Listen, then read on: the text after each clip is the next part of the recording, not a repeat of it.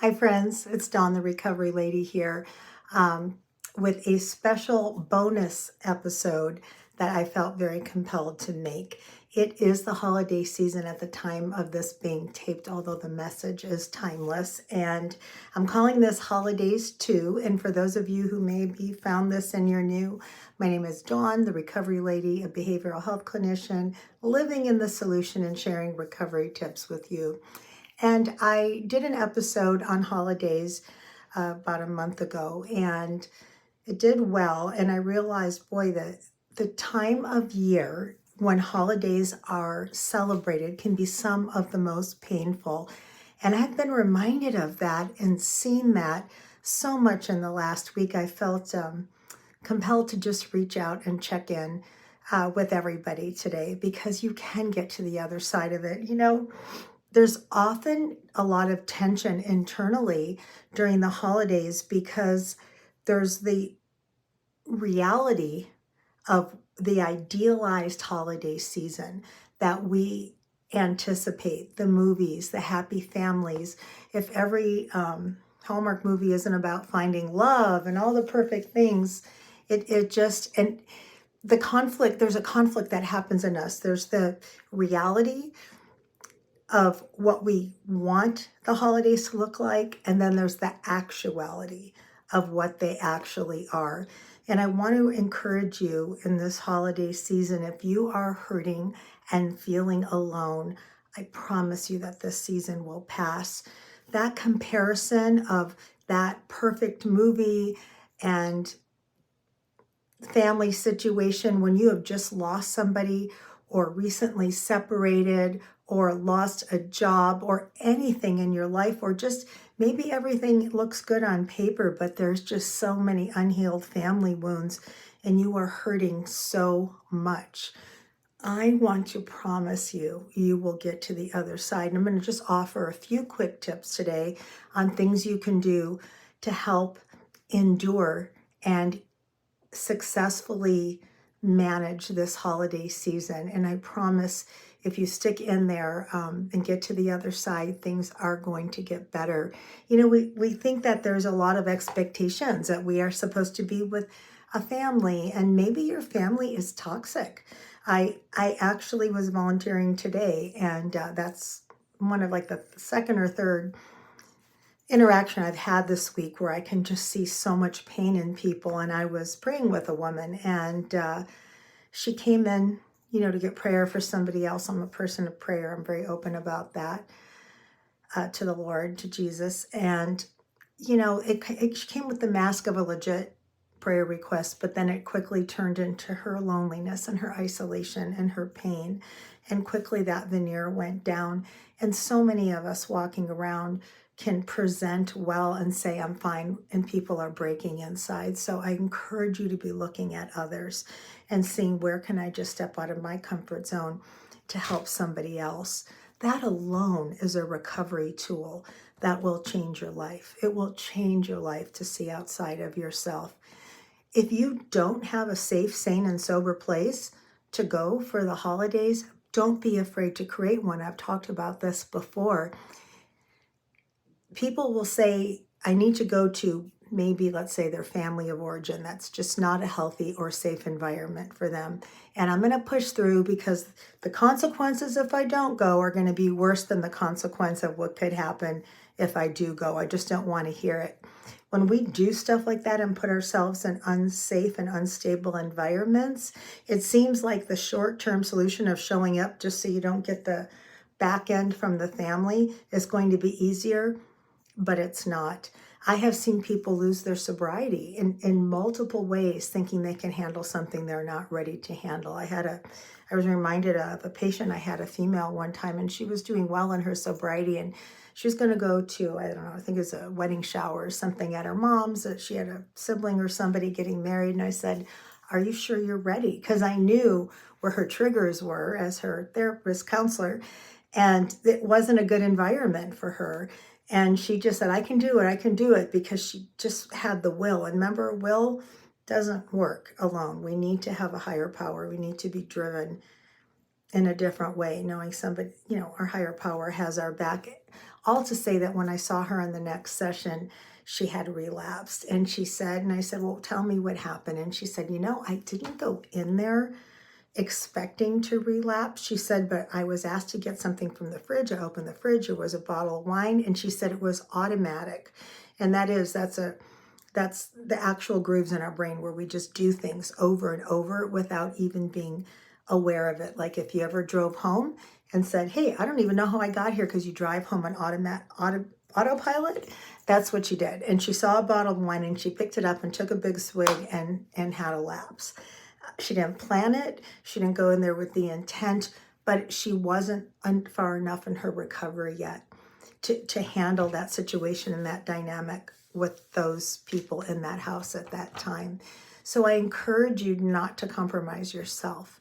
And if you have a place, friend, family, work, any place that you can't handle going, it's okay to say no. If you are going to go, but you're feeling unsteadied, do some safety tips. I just want to give you a couple things. Be sure to bring someone, bring a friend. There's always, I used to tell my kids, do you know anybody alone?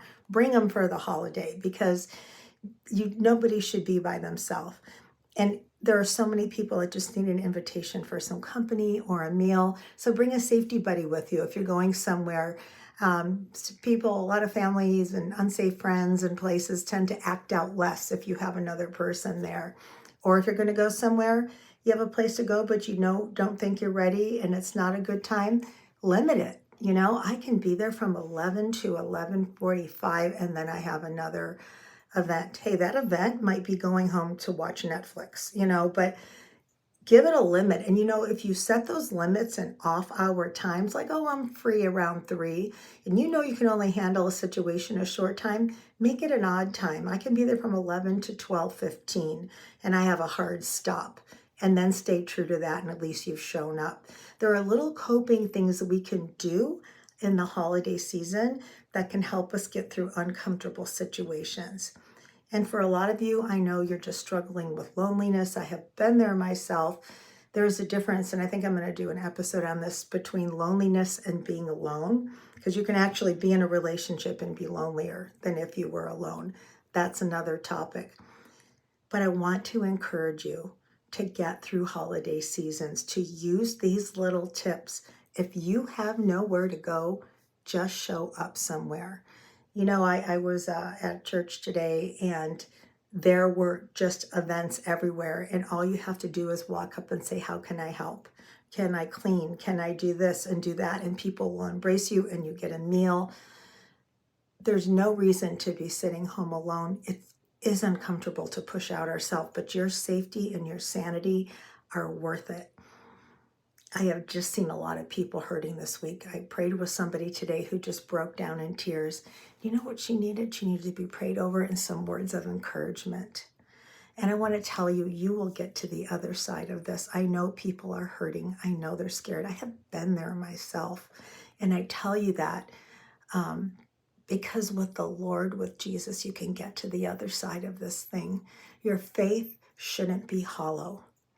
If your faith system is just a religion and not a relationship with your higher power, for me, it's a living God, it's Jesus, then it's going to be rote and automated and hollow. I want to tell you that our living, breathing God, Jesus Christ, loves you. He knit you together in his mother's womb. He knew every hair on your head, and he treasures and adores you.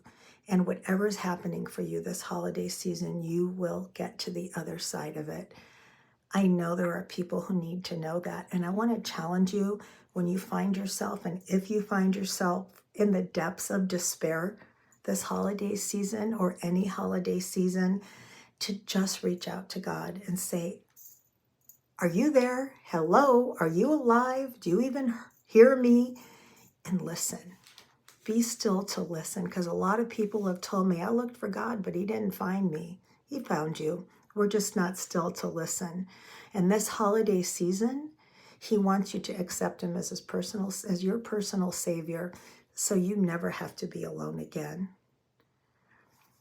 And I encourage you to pray that prayer and invite him in. And if you are in a great place and thriving and your life is exactly where you thought it should be, please keep your eyes open and look for those who are hurting this holiday season.